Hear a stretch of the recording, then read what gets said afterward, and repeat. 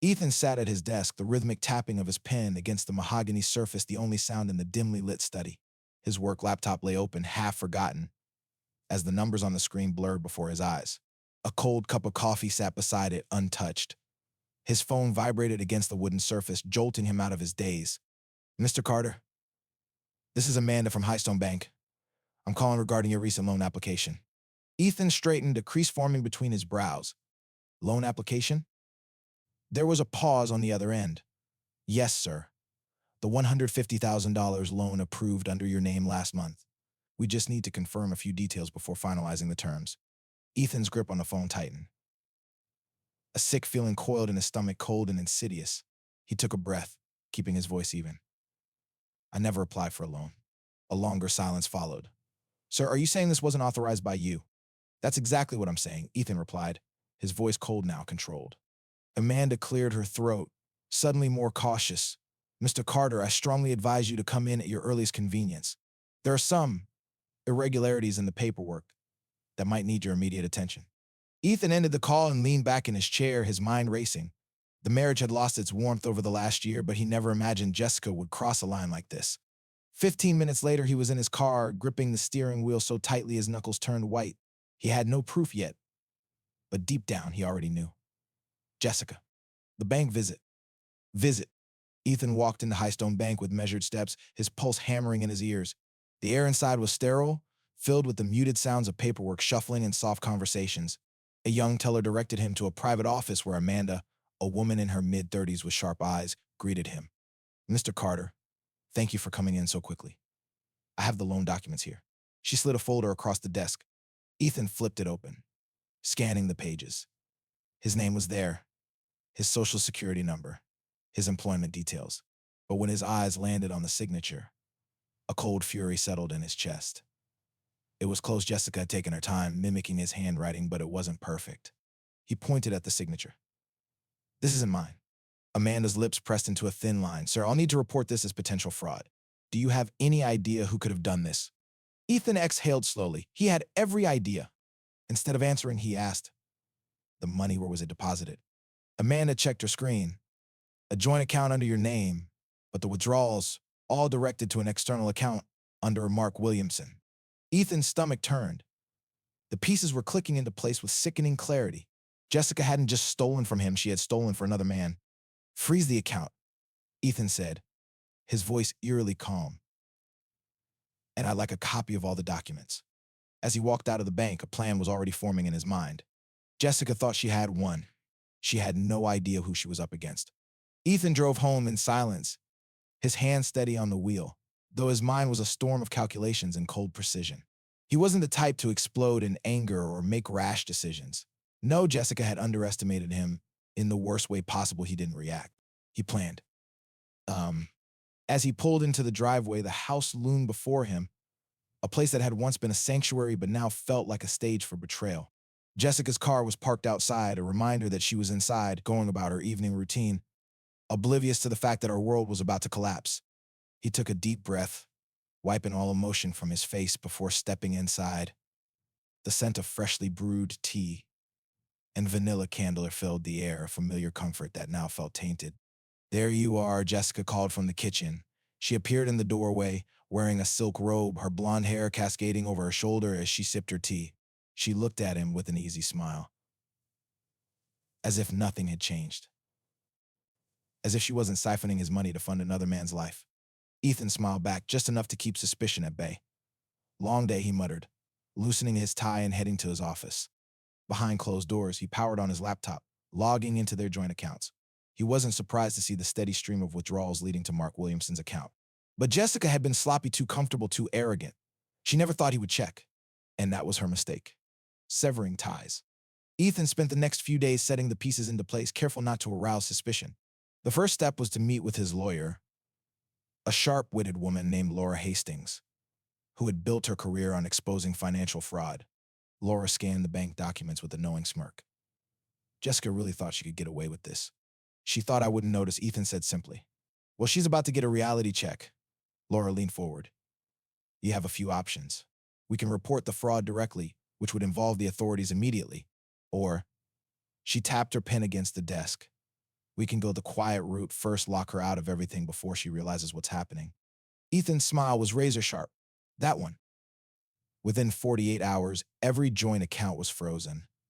Jessica's name was removed from anything that tied her financially to Ethan, including the house. A quiet visit to the mortgage company ensured that her name was scrubbed from the deed, a process that went through without a hitch since Ethan had been the primary owner from the start. Her credit cards linked to his accounts were canceled. The car she drove, technically under his name, that would be gone soon too. By the time she figured out what was happening, it would be too late. Keeping up appearances. Despite the storm brewing beneath the surface, Ethan played his part flawlessly. He kissed Jessica on the cheek when he left for work, sent casual text messages, and even brought home her favorite wine one evening. Jessica, none the wiser, continued to spend as if she were invincible.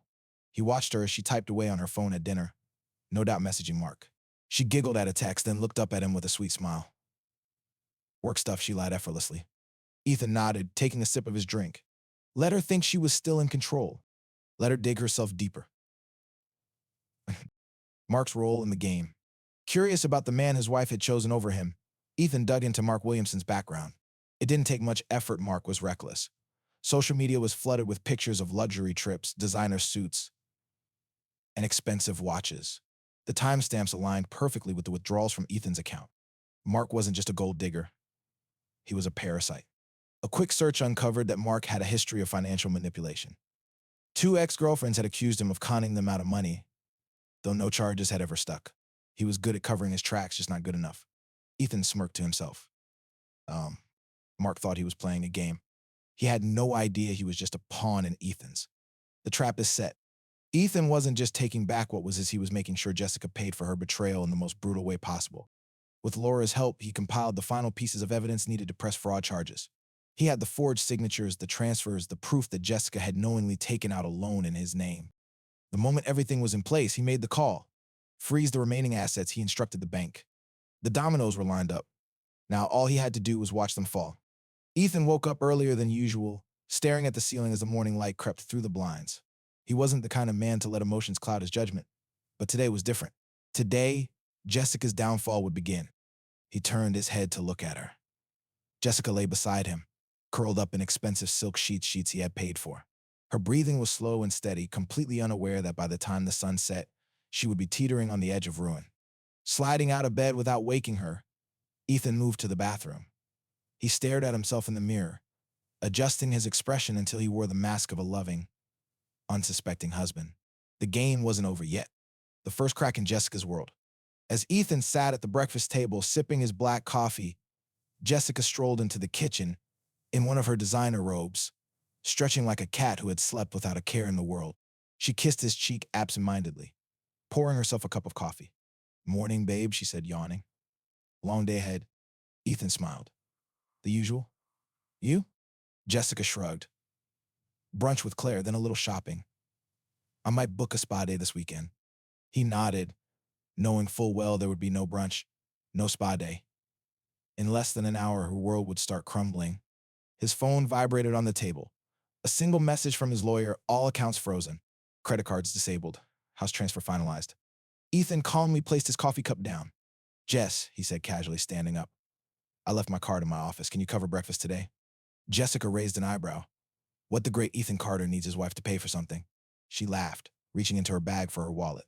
The moment she tapped her card, the first sign of trouble appeared. Blind. Jessica frowned. That's weird. Maybe I used the wrong card. She tried another. Blind. Panic flashed across her face for the briefest second before she quickly composed herself. These banks and their security measures. I'll just use my phone to transfer some. She stopped mid-sentence as she pulled up her banking app. The color drained from her face.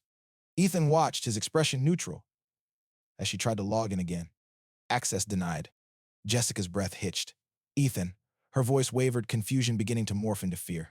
He took a slow sip of coffee. Something wrong. Jessica blinked rapidly.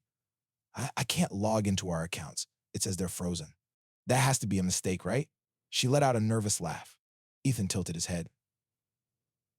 A mistake. He paused, savoring the moment. No, sweetheart. That's intentional. Jessica's entire body stiffened. What do you mean? He leaned in, his voice low. Dangerous. I know, Jessica. The unraveling. Jessica was still for a moment, her mind clearly racing to process what he meant. You know what? She asked, attempting to feign innocence. Ethan smiled, slow and deliberate. About Mark. About the loan. About you stealing from me to fund your affair. Jessica's breath came out in a sharp gasp. Ethan, I can explain. No need. He cut her off smoothly, standing up. You didn't think I'd find out. That I wouldn't notice my own money disappearing. That I wouldn't check my own accounts. Jessica opened her mouth, then closed it, her mind scrambling for a way out. Ethan, you forged my name, Jessica, he continued, his voice cold now. Do you know what that means? That's fraud. I could have you arrested today if I wanted to. Jessica staggered back, gripping the counter for support. No, you wouldn't do that. We're married. Ethan laughed. Not for much longer. Jessica's lower lip trembled, but he could see the gears turning in her mind, calculating, trying to find an escape. Ethan, please, it wasn't what you think. Really? He pulled his phone from his pocket and scrolled through the evidence screenshots of transactions, messages, and photos. He turned the screen toward her, letting her see the proof of her betrayal. Jessica sucked in a breath. You went through my phone. He let out a dry chuckle. I didn't need to. You were careless, Jess. And now it's all come back to you. She swallowed hard, looking at him with wide, panicked eyes. Okay, look, we can fix this. You don't have to do this. We can work through it. It was a mistake, a lapse in judgment. Ethan stepped closer, forcing her to meet his gaze. A mistake? He scoffed. A mistake is forgetting an anniversary. A mistake is losing track of time at work. What you did was calculated. You knew exactly what you were doing. Jessica shook her head desperately. Ethan, I love you. Save it. His voice was final. A heavy silence filled the room. Then, Jessica's phone buzzed. She snatched it up, and Ethan watched as her face contorted in horror. A message from Mark. Babe, what the hell is going on? My account's frozen too? I thought you said your husband wouldn't find out? Jessica let out a strangled noise. Her hands trembled. She had lost control, and she knew it. Ethan smirked. Ah, yes, Mark. Wonder how he'll feel when he realizes the luxury he's been enjoying was never yours to give. Jessica turned on him, her mask of panic shifting into rage. You planned this, she spat. You set me up. Ethan shrugged. I just made sure you got exactly what you deserved. Jessica clenched her fists. You think you're so smart, don't you? That I'm just going to sit back and take this. Ethan leaned against the counter, utterly unfazed. You don't have a choice. The weight of his words hit her like a ton of bricks. Everything was gone. The money. The security. The future she thought she had. And Mark? He would leave her the second he realized she had nothing left. Jessica let out a broken, shaky breath. Ethan, please. But he had already turned away, heading for the door. Pack your things, he said over his shoulder. You have until the end of the day. And with that, he walked out, leaving Jessica standing in the wreckage of her own making. Jessica stood frozen in the kitchen, her mind reeling. The morning had started like any other coffee, small talk, and a well-rehearsed lie. Now, everything she had built, every ounce of security she had taken for granted, was slipping through her fingers. Her phone was still clutched in her trembling hands, Mark's frantic message staring back at her.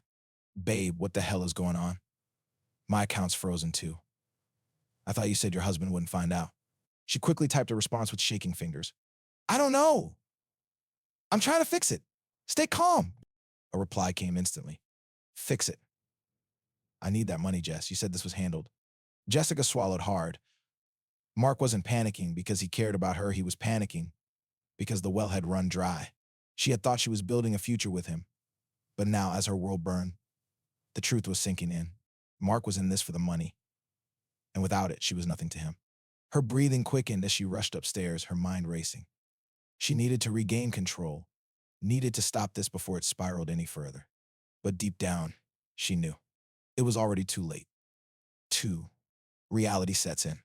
Jessica burst into the bedroom and flung open her closet, grabbing her designer bags and throwing them onto the bed. If Ethan was serious about kicking her out, she needed to move fast. She would go to the bank, demand to speak with someone, fix this somehow. She pulled out her laptop and tried logging into her personal email block. She reached for her banking app again, still frozen. Heart pounding, she tried calling the bank's customer service line. Due to a hold placed by the primary account owner, access to this account has been restricted. Please visit your nearest branch for further assistance. Jessica let out a sharp breath. Ethan had planned this down to smallest detail. Her gaze flickered to the closet once more. She still had the emergency credit card she kept hidden in one of her purses, the one Ethan didn't know about. She scrambled through the bag, yanking out the card and holding it like a lifeline. She grabbed her phone, dialed for an Uber. Her car was technically under Ethan's name, and she wasn't going to risk finding out if he had disabled her access to that too. The car pulled up 5 minutes later, and she rushed out, sliding into the back seat, avoiding the driver's curious glance. Highstone Bank, please. She clenched her jaw, forcing herself to breathe. She would fix this. She had to. A cold dose of reality. At the bank, Jessica walked up to the counter, forcing her best composed smile. Hi, I need to speak with someone about my accounts being frozen. I think there's been a misunderstanding. The teller, a young woman with kind eyes, checked her system. After a few seconds, her expression shifted to something almost pitying. Miss Carter, I'm afraid this was initiated by the primary account holder. Any inquiries regarding these changes would need to be directed to Mr. Ethan Carter himself. Jessica's stomach twisted. There has to be something you can do. I need access to my money. The teller hesitated, then lowered her voice. Mom, I can see here that there's been legal action taken regarding fraudulent activity on the account. Jessica's entire body went cold. What? She breathed. The teller looked apologetic. Mr. Carter filed fraud charges, and as a result, the bank has frozen all access until the investigation is completed. Fraud charges. Jessica felt dizzy, gripping the counter for support. This couldn't be happening. Do you have another account you'd like to use? The teller asked gently. Jessica thought of Mark's account, also frozen. She thought of her own savings, which she had foolishly kept in their joint account. Every single dollar was out of reach. She had nothing. She turned and walked out in a daze, a sinking ship. Jessica sat in the Uber, staring blankly at her phone. Another message from Mark. This is a disaster. I can't be caught up in this. Fix it or I'm out. She reread the words over and over, her chest tightening. Fix it or I'm out. Out. He was already gone. She had sacrificed everything for him, her marriage, her stability, her security. And now, when things were falling apart, he was ready to disappear. She squeezed her eyes shut, trying to suppress the rising panic. Home no longer? By the time she reached the house, she could see it. A moving truck. A truck. Jessica stumbled out of the car, rushing to the front door, only to find that her key no longer worked. Panic flared in her chest as she pounded on the door. It opened, but not to Ethan. A locksmith stood in the doorway holding a drill. Can I help you? Jessica's eyes widened. What are you doing? The man gave her a confused look. Changing the locks. The homeowner's request.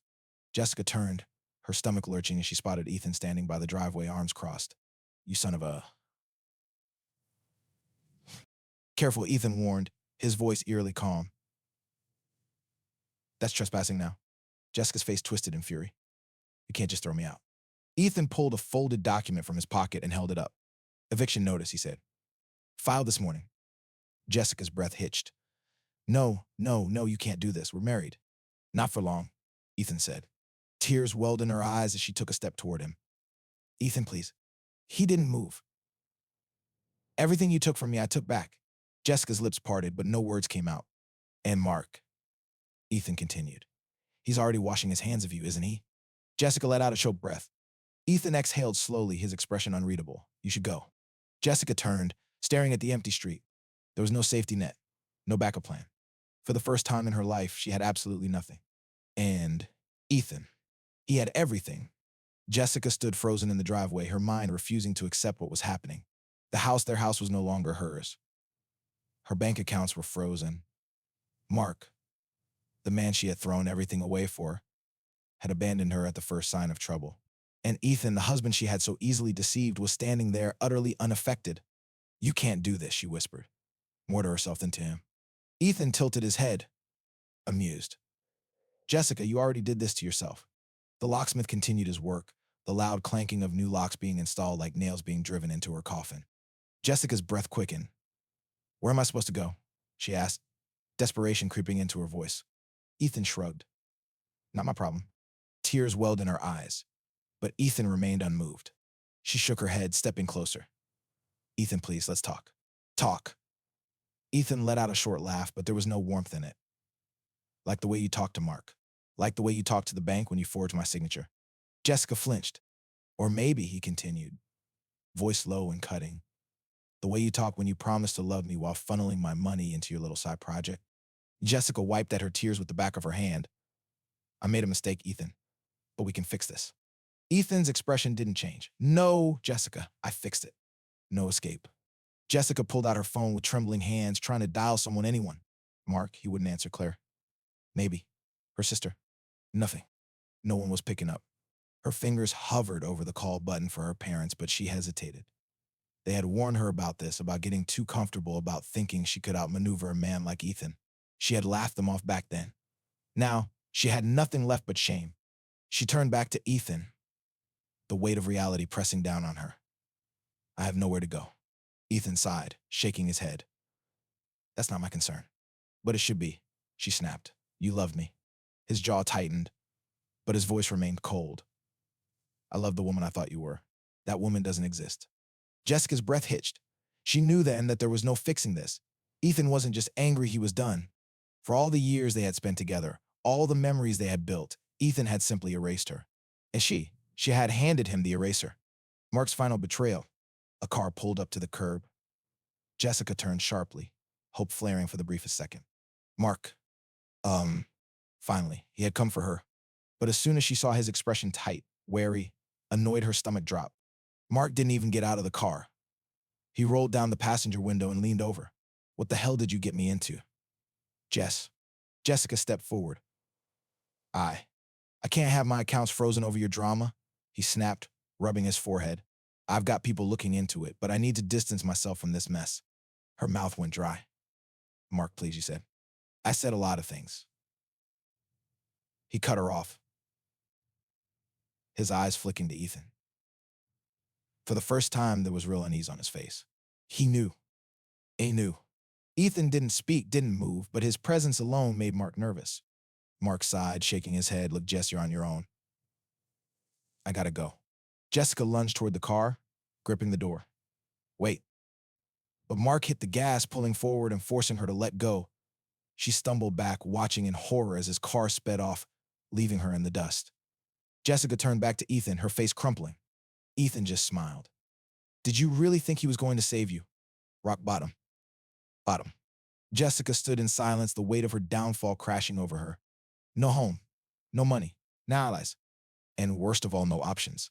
You have until sunset, Ethan said, checking his watch. Then I'm calling the cops to make sure you're removed from the property. Jessica's breath shuddered. You really hate me that much?